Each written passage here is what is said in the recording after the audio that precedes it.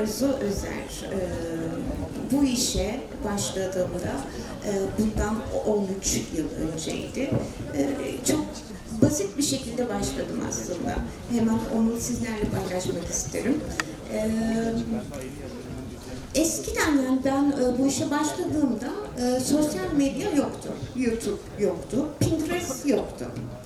Ve blog yazılarını okuyarak, yabancıların blog yazılarını okuyarak ilham aldım diyebilirim. Çok heyecanlıyım, çok özür dilerim. İlk defa bu kadar böyle değişik bir konuşma olacak benim için. Bunun için aklınıza sığınıyorum. Yani başladığımda dikiş dikmesini bilmiyorum. Hiçbir şey bilmiyorum. Ama yapmak istiyorum. Çok heyecanlıyım. Ben de yapmak istiyorum diyorum. Eşime dedim ki bunu nasıl yapacağım? Yani öncelikle dikiş makinesi almamız gerekiyor dedi. A101'den böyle basit bir dikiş makinesi aldı getirdi.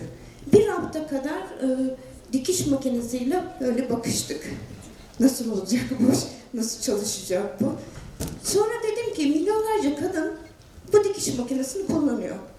Kızım Arzu sen de yapabilirsin. CD'sini çıkarttım. CD'den dikiş dikmeyi öğrendim. İlk bebekleri yapmaya başladım. Bu bebekler birikmeye başladı. Hediye ediyorum ama yine çok. Eşim dedi ki ya ben bunlardan bir sergi açacağım. Zafer yani nasıl olacak bu iş? Sergi, sanat, bunlar sadece kumaş, bez bebekler. Çünkü ülkemizde bu bebeklerin herhangi bir değeri yok.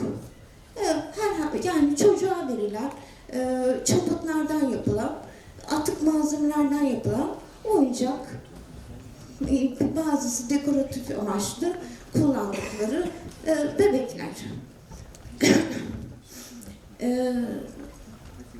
Yani çok kararlıydı. Sergi açacağım. Nasıl olacak?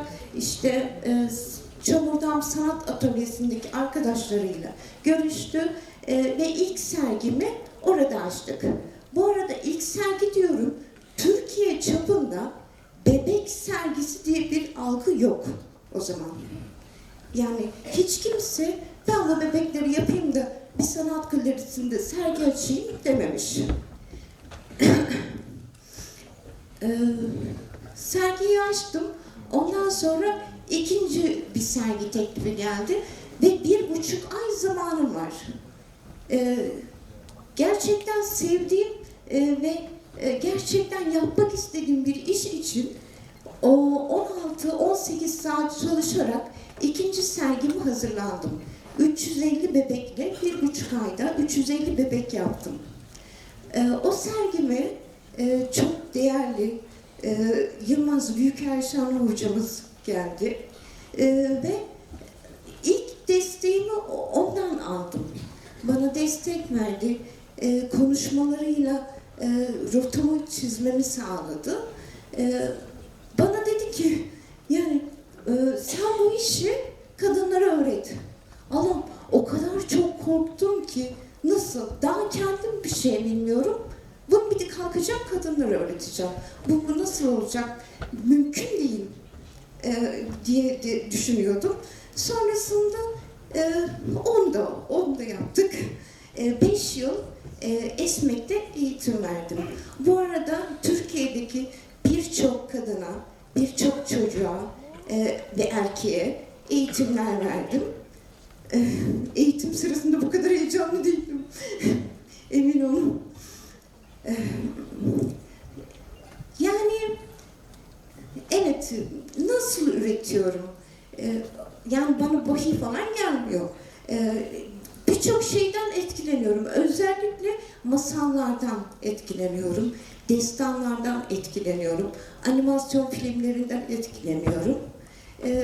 Bir şey başladığınızda o size anlatıyor. Ben şu karakterim. Şu kıyafeti giymek istiyorum. Şunu yapmak istiyorum diye anlatıyor. Ve ben onu büyük bir heyecanla dinliyorum o yaptığım küçük karakteri. Bebek, genel anlamda bebek diyelim. Ve böyle. Teşekkür ederim. Gerçekten çok heyecanlıyım. Bugüne kadar birçok mikrofon tutuldu ve her seferinde korkarak kaçtım. Demek ki yani korkularına insanın yüzleşmesi gerekiyor. Bu da benim en büyük korkumdu. Yüzleştiğim için şu an çok mutluyum. Sizlere tavsiyem hayallerinizin peşinizden gidin. Yani bu hiç anlamsız, aptalca da olsa, aptalca da görünse hayallerinizi tutunun. Masalınıza inanın. Çünkü hepimizin çok güzel hikayesi, hep çok güzel masalları var. Yani yaşam ne kadar kötü olursa olsun güzel küçük umutları tutunalım. Çok çok teşekkür ederim.